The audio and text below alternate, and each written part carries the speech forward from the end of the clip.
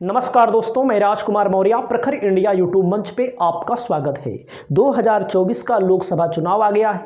जैसे ही 16 लोकसभा प्रत्याशियों की सूची जारी होती है, आरएलडी को अखिलेश यादव ने कहा 7 सीटें देंगे, कांग्रेस को 11 सीटें देंगे। वहीं पर भारतीय जनता पार्टी पहले नीतीश कुमार को तोड़ती है, दूसरे नंबर पे आते हैं जयंत चौधरी को तोड़कर ले जाती है। एक खबर वायरल हो रही है, मैं आपको बता दूं स्पष्ट तौर पर, मैं नहीं कह रहा हूं, एकदम बात मान लीजिएगा, नहीं तो आप लोग हमें ही दोष देंगे। मैं नहीं कह रहा हूं, मैंने सुना है और मैं आपको उसका प्रमाण भी देने जा रहा हूं। जिन्होंने कहा है, बड़े पत्रकार हैं, लखनऊ में बैठते हैं, वे कह रहे हैं कि समाजवादी पार्टी के 28 ऐसे विधायक हैं जो स्वामी प्रसाद मौर्य के कारण समाजवादी पार्टी छोड़ने जा रहे हैं। और मैं पहले बोल दिया हूं, हमको कुछ मत बोलना, और मैं आपको स्पष्ट तौर पर बताने वाला हूं। स्वामी प्रसाद मौर्य जाने माने नेता हैं, अपने बयानों के जरिए, अपनी बातों के जरिए जाने जाते हैं। और स्वामी प्रसाद मौर्य जो बात बोलते हैं उसमें अधिकतर बात सच रहती है, लेकिन उसमें पेच यहीं पर यह फंसता है कि कुछ लोग स्वामी प्रसाद मौर्य की विचारधारा नहीं मानते। स्वामी प्रसाद मौर्य जो बात बोलते हैं वैज्ञानिक तौर पर बात बोलते हैं, प्रमाण पर बात बोलते हैं। यहीं पर स्वामी प्रसाद मौर्य ने विधान परिषद में अपना एक भाषण दिया। जब अपना एक भाषण दिया, मैं आपको भाषण भी दिखा रहा हूं, उसमें बताया, सत्र में अपनी आवाज़ उठाई। उसके बाद समाजवादी पार्टी के संवर्ण एमएलए हैं, उनके द्वारा पूछा गया स्वामी प्रसाद मौर्य को लेकर के, उन्होंने मानसिक तौर पर कुछ बोल दिया है, उसके बारे में आप खुद देख रहे हैं। मानसिक तौर पे विक्षिप्त विकलांग बोल दिया स्वामी प्रसाद मौर्य को लेकर के। और मैं सबसे पहले स्पष्ट कर दूं कि वो खबर कहां चल रही है, ताकि आप हमें कुछ उल्टा सीधा ना बोलें, नहीं तो आप भी कहोगे कि हम भी बीजेपी से मिल गए हैं। हम बीजेपी किसी से नहीं मिले हैं। मैं आपको पहले प्रमाण दे देता हूं, आप इसमें देख लीजिए क्या लिखा है।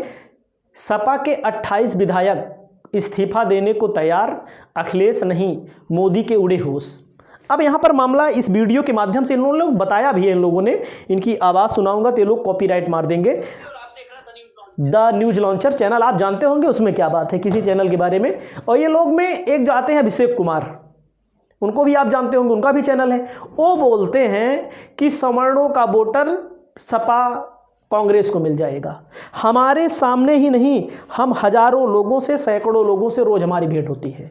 सवर्ण का वोट कहीं नहीं जाएगा, सिर्फ बीजेपी को जाएगा, चाहे जो कर लो। सवर्ण कैंडिडेट खड़ा कर दो, सवर्णों के यहाँ 1-1 लाख रुपया भिजवा दो, लेकिन बीजेपी को वोट जाएगा। जो माहौल है वर्तमान में, मैं बात बोल रहा हूं, हमारी बात किसी भी सवर्ण को, किसी भी बैकवर्ड को, किसी भी SC ST को बुरी लगे तो हम माफी भी चाहते हैं।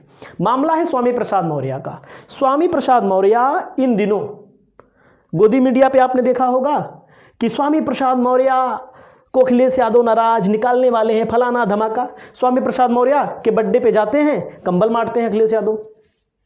इनकी विचारधारा से जो अधिकतर विधायक हैं, चाहे मुसलमान हो, चाहे बर्मा हो, चाहे मौर्य काठू हो, जो विधायक हैं इनके पार्टी में, चाहे यादव विधायक हैं, उनको दिक्कत नहीं है।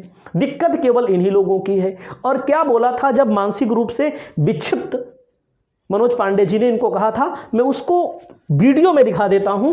जो विधान परिषद के अंदर जो MLC हैं वर्तमान में, MLC के तहत केशव प्रसाद मौर्य भी वहां बैठे थे, क्या बोला था इन्होंने, सुनिए। आप यहां पर सुनिएगा स्वामी प्रसाद मौर्य क्या कहते हैं। भारतीय जनता पार्टी की सरकार ने, डबल इंजन की सरकार ने तो हद पार कर दी कि वो परंपरा ही तोड़ दी।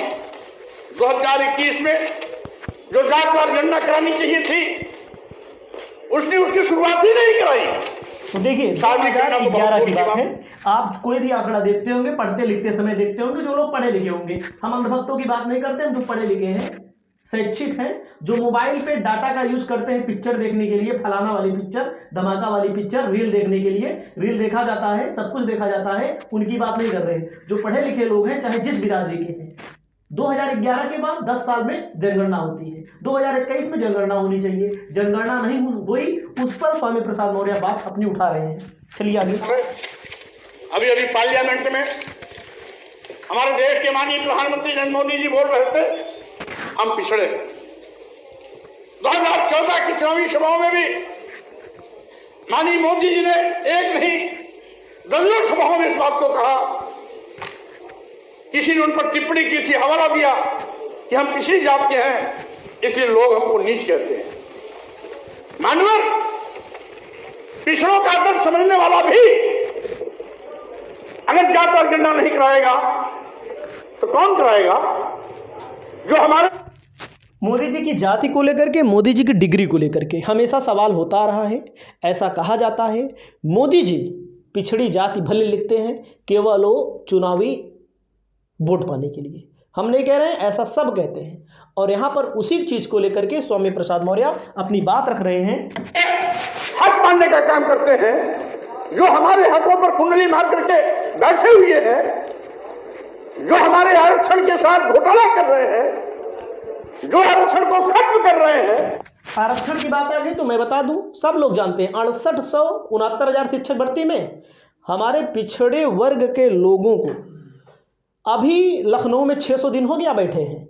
जो बीजेपी के वे नेता हैं जो ठेकेदार बनते हैं मौर्य का वोट दिलाने के लिए, पटेल का वोट दिलाने के लिए, क्या पटेल के बच्चे वहाँ नहीं बैठे हैं? एससी का वोट दिलाने के लिए और अन्य पटेल यादव जो भी बिरादरियां ओबीसी में आती हैं, वो मुंह सील कर क्यों बैठे हैं? तो यहाँ स्वामी प्रसाद मौर्य आगे बोल रहे, सुनिए। भारतीय संविधान के अनुच्छेद 15(4)(16)(4) के तहत आरक्षण की व्यवस्था अनुसूचित जात और अनुसूचित जनजाति के लिए है। मानवर, भारतीय संविधान के अनुच्छेद 347 के अंतर्गत शैक्षणिक और पिछड़ेपन के आधार पर केंद्र और प्रदेश सरकार समय समय पर आयोग का गठन करके सुनिश्चित करती है कि पिछड़ों में से सामाजिक शैक्षणिक पिछड़ेपन के आधार पर इनकी संख्या क्या है और इनको आरक्षण दिया जाना है, इस बात को सुनिश्चित करती है। उसी अनुच्छेद 340 के अंतर्गत कभी काका कालेलकर आयोग बना था, कभी मंडल आयोग बना था, और उसी मंडल आयोग की बिना पर 1990-91 में पिछड़ों को भी आरक्षण 27% का लागू। जो स्वामी प्रसाद मौर्य बोल रहे हैं, यानी कि स्वामी प्रसाद मौर्य की बात नहीं है, अन्य भी जाति बिरादरी के लोग जो वक्तव्य बोलते हैं, जो सटीक लैंग्वेज बोलते हैं, ऐसे लोगों को नहीं समझ में आएगा जो व्हाट्सएप यूनिवर्सिटी से पढ़े हुए लोग हैं। अब यही मामला घुमाते हैं समाजवादी पार्टी के वे नेता जो स्वामी प्रसाद की बात से सहमत नहीं है, विचारधारा से सहमत नहीं है। तो स्वामी प्रसाद मौर्य को लेकर के इसी के बाद टिप्पणी आई थी। तो टिप्पणी ऐसा क्या बोल रहे हैं गलत चीज जो स्वामी प्रसाद मौर्य को एक व्यवस्था कि हम 50% से ज्यादा आरक्षण दे नहीं सकते, इसलिए उसी बाध्यता को देखते हुए 52 की जगह पर 27% आरक्षण प्रदेश सरकारों और केंद्र सरकारों ने दिया। लेकिन आज उसके साथ भी बेईमानी हो रही है, उसका भी गला घोटा जा रहा है। आप जो कुछ लोग कहते हैं स्वामी प्रसाद मौर्य का है बोलते हैं, बहुत सारे लोग हमारे ओबीसी बिरादरी में भी है जिनको जो पढ़े लिखे नहीं हैं, जिनको पता ही नहीं है, वो बहुत सारे लोग ऐसे बतियाते हैं, हमको भी सुनाते हैं कि कहते हैं वो तो मोदी जी ने काला धन ला दिया, वही रसनवा बांट रहे हैं। अब बताओ कहाँ कहाँ के लोग। तो इस बात को लेकर के ऐसी हवा है, मैं अपने आप से बना के नहीं बताया, और स्वामी प्रसाद मौर्य को लेकर के तमाम लोग पसंद करते हैं।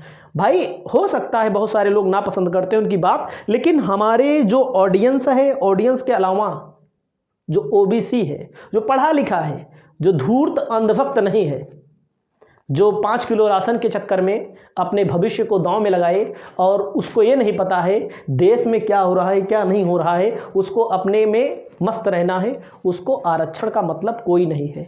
जो पढ़ेंगे लिखेंगे वही आरक्षण का मतलब समझेंगे। अगर आरक्षण मतलब कुछ नहीं है तो मोदी जी ने सवर्णों को क्यों आरक्षण दिया?